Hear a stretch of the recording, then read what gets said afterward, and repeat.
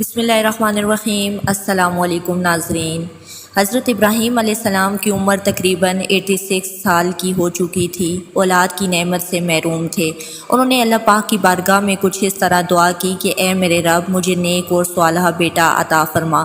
یہ دعا اللہ پاک کی بارگاہ میں قبول ہوئی اور آپ علیہ السلام کی دوسری بیوی حضرت حاجرہ علیہ السلام کے بدن سے حضرت اسماعیل علیہ السلام کی پیدائش کی خوشخبری سنائی گئی۔ حضرت سارہ رضی اللہ تعالی عنہا حضرت ابراہیم علیہ السلام کی پہلی بیوی تھی، اس لیے حضرت حاجرہ رضی اللہ تعالی عنہا کے بدن سے حضرت اسماعیل علیہ السلام کی پیدائش کی خبر ان کو ناگوار گزر رہی تھی۔ اس لیے انہوں نے حضرت ابراہیم علیہ السلام سے اصرار کیا کہ حضرت حاجرہ رضی اللہ تعالی عنہا اور ان کے بیٹے کو یہاں سے دور لے جایا جائے، میری نگاہ کے سامنے نہ رہیں۔ حضرت ابراہیم علیہ السلام کو یہ بات بہت ناگوار گزری، مگر بارگاہ الہی سے جب حکم ہوا کہ حضرت حاجرہ رضی اللہ تعالی عنہا اور حضرت اسماعیل علیہ السلام کو ریگستان میں چھوڑ دیا جائے، حضرت ابراہیم علیہ السلام حضرت حاجرہ رضی اللہ تعالی عنہا حضرت اسماعیل علیہ السلام کو اس جگہ لے آئے جہاں آج کعبہ ہے۔ اس زمانے میں یہ جگہ بالکل غیر آباد تھی۔ ایک تھیلی کھجور اور ایک مشکیزہ پانی کے ہمراہ آپ علیہ السلام نے ان کو وہاں پر چھوڑ دیا۔ جب آپ علیہ السلام ان کو وہاں چھوڑ کر جانے لگے تو بی بی حاجرہ رضی اللہ تعالی عنہا نے انہیں روک کر پوچھا، ہمیں اس ریبان جگہ میں چھوڑ کر کہاں جا رہے ہیں؟ حضرت ابراہیم علیہ السلام کی خاموشی پر حضرت حاجرہ رضی اللہ تعالی عنہا نے پوچھا، کیا یہ میرے رب کے حکم ہے؟ تو حضرت ابراہیم علیہ السلام نے ہاں میں جواب دیا۔ تب بی بی حاجرہ رضی اللہ تعالی عنہا نے انہیں جانے دی اور فرمایا، ہمارے لیے اللہ ہی کافی ہے۔ حضرت ابراہیم علیہ السلام جب چلتے چلتے ایسی جگہ پہنچے کہ دونوں ماں بیٹا نگاہوں سے اوجھل ہو گئے تو آپ علیہ السلام نے اپنے دونوں ہاتھ بلند کیے اور اللہ کے حضور عرض کیا کہ اے میرے رب، میں نے اپنی اولاد ایک ایسے میدان میں جہاں کتیلی نہیں ہے، جہاں پانی نہیں ہے، تیرے ادب گھر والے کے ساتھ اے رب بغض لوگوں کے دل جھکا دے، ان کی طرح ان کی روزی عطا فرما دے اپنے فضل سے تاکہ یہ شکر کریں۔ حضرت حاجرہ رضی اللہ تعالی عنہا چند روز تک مشکیزے سے پانی پیتی رہیں اور کھجوروں سے گزارا کرتی رہیں۔ حضرت اسماعیل علیہ السلام کو دودھ پلاتی رہیں۔ جب پانی اور کھجوریں ختم ہوگی تب وہ پریشان ہو گئیں، کیونکہ بہت بھوکی تھی، اس لیے دودھ بھی نہ اترتا تھا اور بچے نے بھوک اور پیاس سے رونا شروع کر دیا تھا۔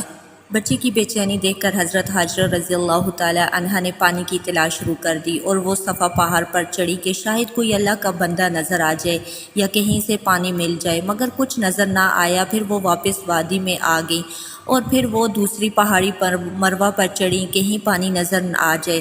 اسی طرح آپ رضی اللہ تعالی عنہا نے 7 چکر لگائے۔ ممتا کا یہ جذبہ اللہ تعالیٰ کی بارگاہ میں اس قدر مقبول ہوا کہ بیت اللہ کی زیارت کے لیے آنے والے ہر فرد پر اللہ تعالیٰ نے اسے لازم قرار دے دیا۔ حضرت حاجرہ رضی اللہ تعالی عنہا کی سنت کی پیروی کرتے ہوئے صفا اور مروہ کی پہاڑوں کو صحیح کریں۔ اس کی مقبولیت کا یہ اشارہ یہ بھی تھا کہ 7ویں چکروں میں حضرت حاجرہ رضی اللہ تعالی عنہا جب بچے کے پاس واپس آتی تو دیکھا کہ جس جگہ حضرت اسماعیل علیہ السلام روتے ہوئے ایڑیاں رگڑ رہے تھے وہاں سے پانی کا چشمہ جاری ہو گیا، اور یہ چشمہ آج بھی موجود ہے اور ہم لوگ اسے آب زمزم کے نام سے جانتے ہیں۔ ہزاروں سال گزرنے کے باوجود چشمے کا پانی اس طرح جاری رہا۔ اللہ تعالیٰ نے اس میں مخلوق کے لیے شفا رکھی ہے۔ حضرت حاجرہ رضی اللہ تعالی عنہا یہ معجزہ دیکھ کر بے حد خوش ہوئیں اور اللہ تعالیٰ کا شکر ادا کیا کہ اس کے بعد آپ رضی اللہ تعالی عنہا نے بچے کو پانی پلایا، خود بھی پیٹ بھر کر پانی پیا۔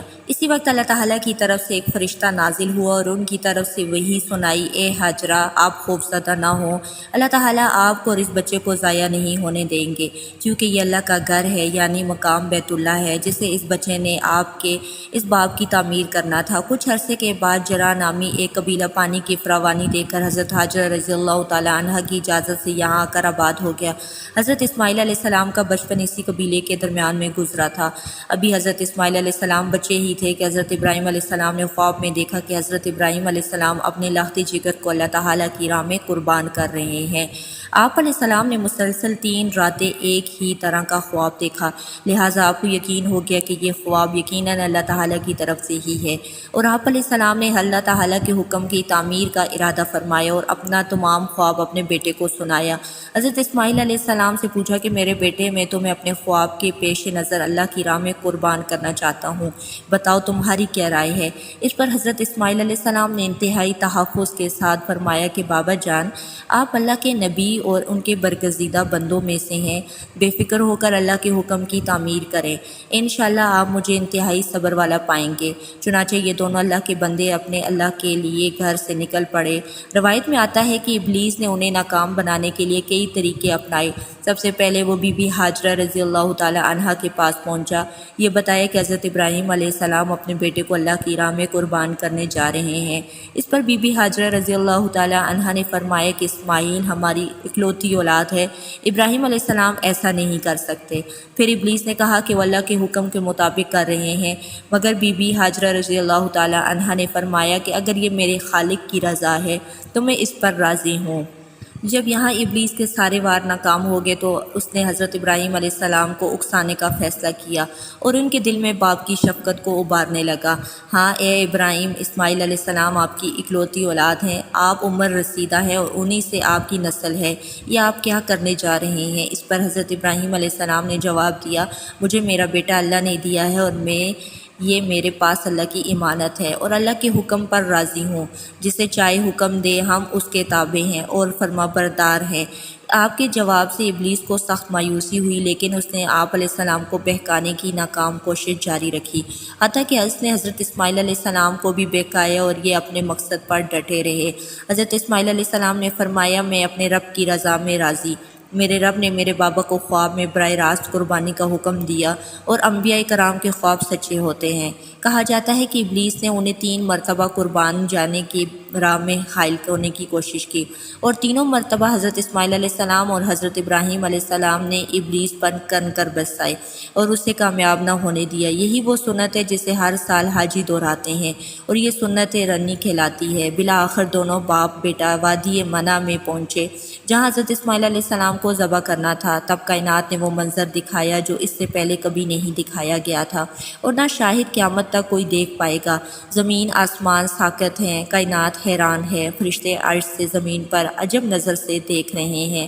تبھی حضرت اسماعیل علیہ السلام کہتے ہیں، بابا جان، آپ میرے دونوں ہاتھ اور دونوں پاؤں باندھ دیجئے تاکہ چھری چلاتے وقت آپ کو کوئی دقت نہ پیش آئے، اور بابا جان آپ مجھے زمین پر منہ کے بل لٹائیں تاکہ میرا چہرہ زمین کی طرف ہو۔ اگر میرا چہرہ آپ کی طرف ہوا تو کہیں آپ کو مجھ پر ترس نہ آ جائے اور آپ مجھے ذبح نہ کر پائیں۔ بابا جان آپ اپنی آنکھوں پر پٹی باندھ لیجئے اور ذبح کرنے کے بعد میرا کرتا میری ماں کو دے دیجئے گا تاکہ انہیں صبر آ جائے۔ آپ علیہ السلام نے ان سب باتوں پر عمل کیا، بیٹے کا ماتھا چوما، پاؤں باندھے اور بیٹے کو منہ کے بل لٹا دیا اور چھری چلا دی، لیکن چھری نے حضرت اسماعیل علیہ السلام کو نہ کاٹا کیونکہ اللہ تعالیٰ کو کچھ ہی منظور تھا۔ حضرت ابراہیم علیہ السلام چھری چلاتے ہیں مگر چھری نہیں چلتی، آپ علیہ السلام اور زور لگاتے ہیں مگر چھری ہے کہ چلنے کا نام ہی نہیں لیتی۔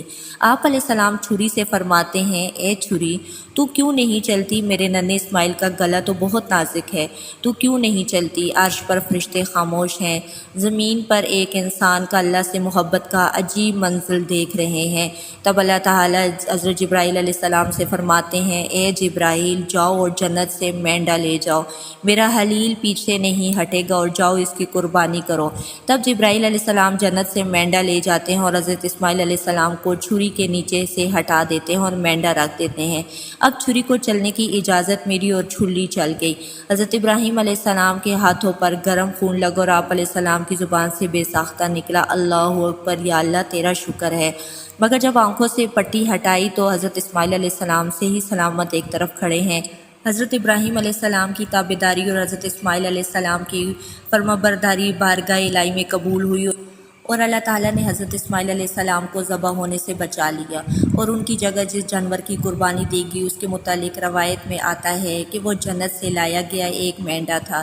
یہی وہ قربانی ہے جسے تا قیامت امت مسلمہ کے لیے عملی نمونہ بنایا گیا ہے۔ تو یہ تھا وہ عظیم قربانی کا واقعہ جسے ہم تمام مسلمان عید الاضحیٰ کو منا کر یاد کرتے ہیں۔